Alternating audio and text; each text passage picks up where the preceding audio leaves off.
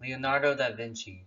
He was one who truly defies all conventional description bestowed on a person. He was born out of wedlock in the Tuscan hill town of Vinci in 1452. He was mainly self-taught, and his lack of formal and dogmatic education eventually spared him, leading this genius to pursue understanding nature via experiment, curiosity, and the ability to marvel at beauty and explore more. When he was around 14 years old, his father secured for him an apprenticeship with an artist and engineer in Florence, Andrea del Verrocchio.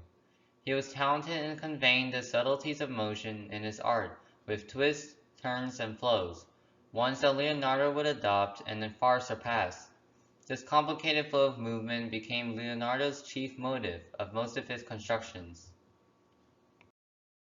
Not long after Leonardo became his apprentice, Verrocchio designed a marble bronze slab for Cosimo de' Medici's tomb, designed with geometric patterns with carefully proportioned rectangles and circles based on harmonic ratios and Pythagorean musical scales.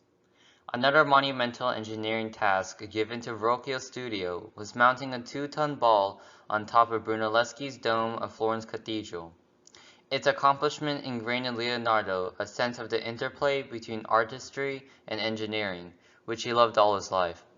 And then the way the ball was soldered with copper sheets using concave mirrors to concentrate sunlight into a point of intense heat mesmerized Leonardo and kindles his fascination with optics and geometry of light rays.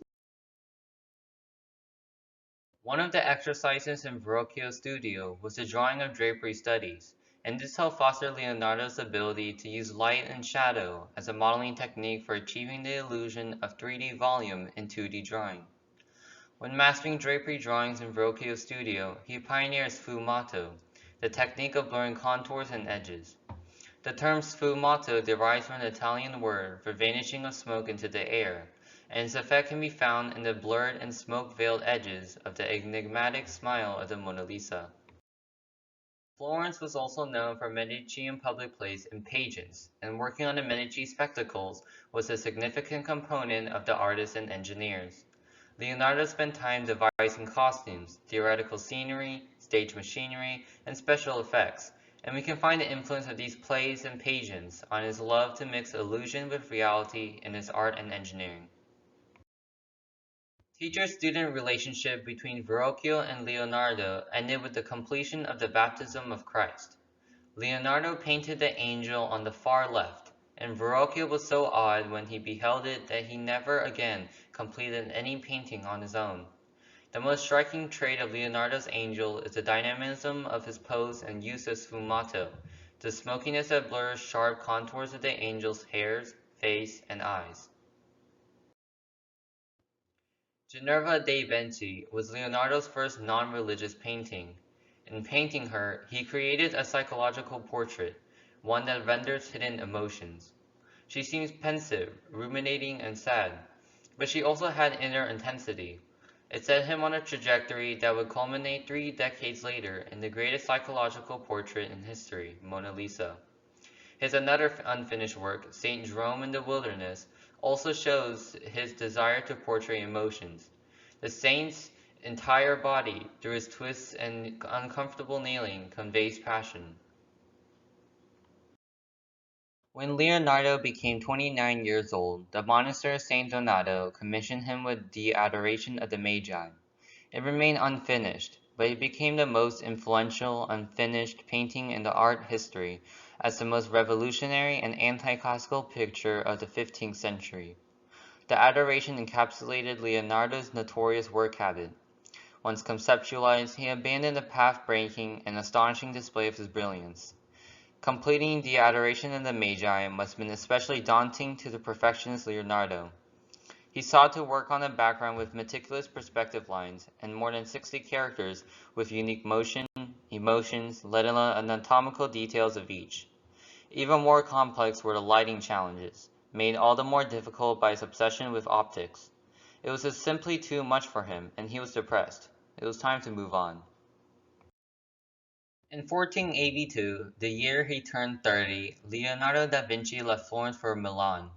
At that time, the city was ruled by Ludovico Sforza, and Leonardo, seeking a new patron, wrote a job application letter to him.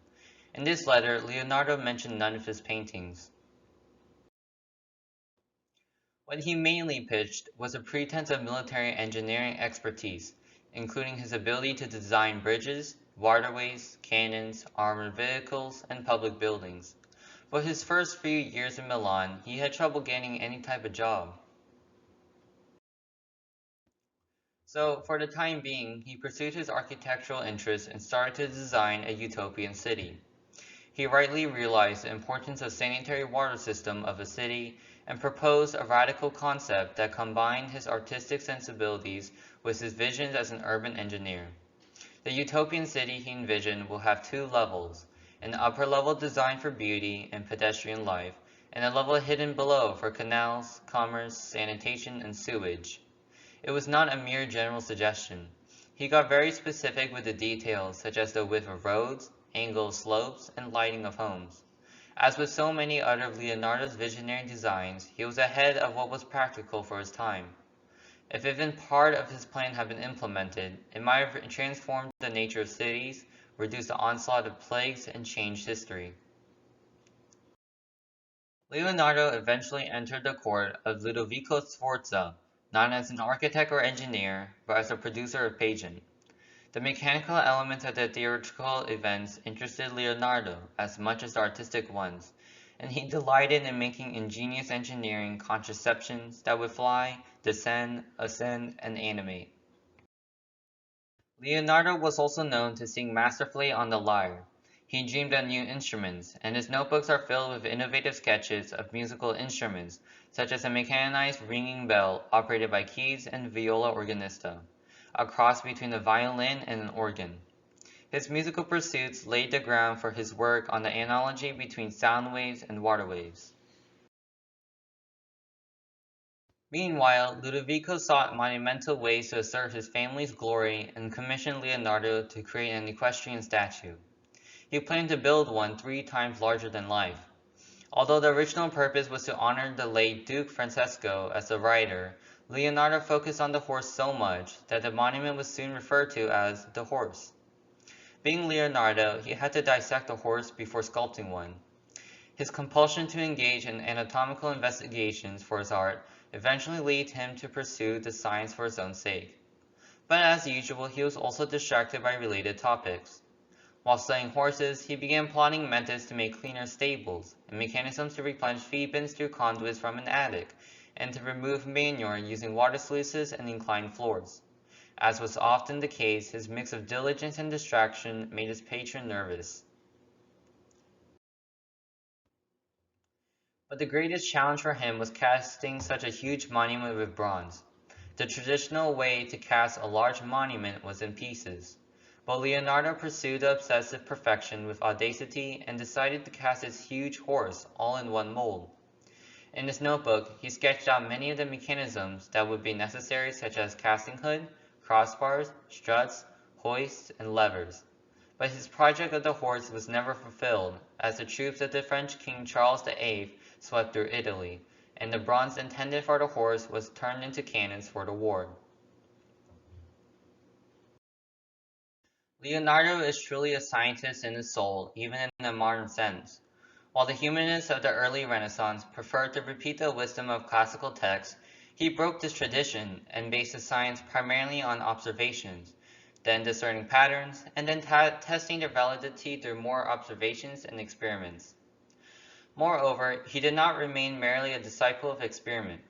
He realized the importance of being guided not only by experimental evidence, but also that by theoretical frameworks. He came to understand that the two approaches were complementary. As a result, Leonardo became one of the major Western thinkers, more than a century before Galileo, to pursue the dialogue between experiment and theory that would lead to the modern scientific revolution. Leonardo's interest in machinery was linked to his fascination with motion. He also understood the concept of momentum, and his insights were a precursor to what Newton, 200 years later, would make his first law of motion. Leonardo thought if all forces slowing down an object in motion could be eliminated, then it should be possible for a body to stay in motion forever.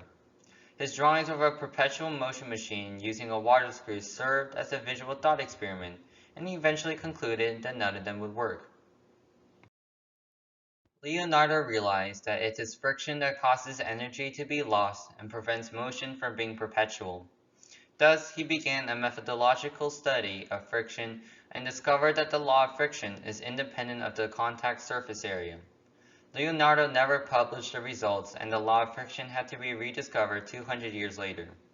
He analyzed and calculated the coefficient of friction for the first time, and he was among the first engineers to include points for the insertion of oil into his mechanical devices.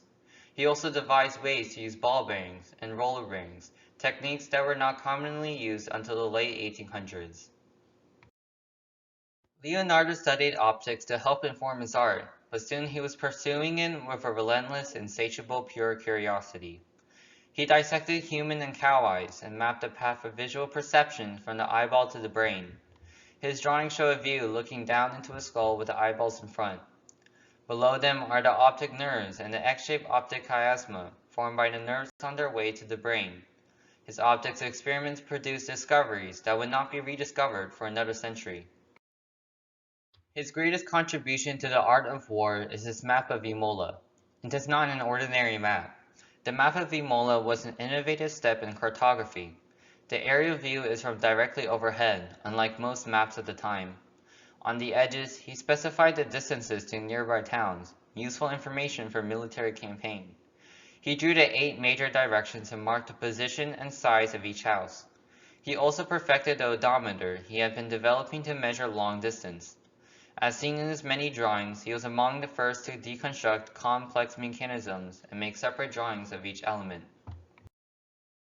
Just as he was deconstructing and delineating a piece of machinery, he filled his notebooks with anatomy drawings after dissecting countless bodies.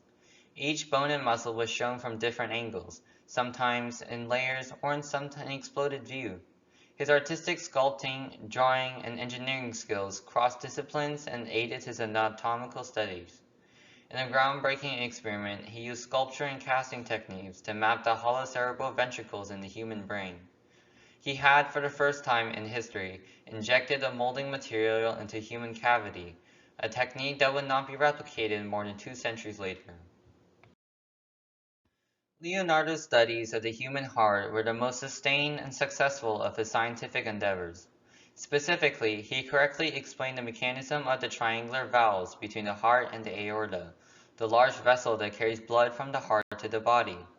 He predicted that it's the swirling action of the blood after it is pumped into the aorta that causes the leaflets of the valves to spread out and then cover the opening.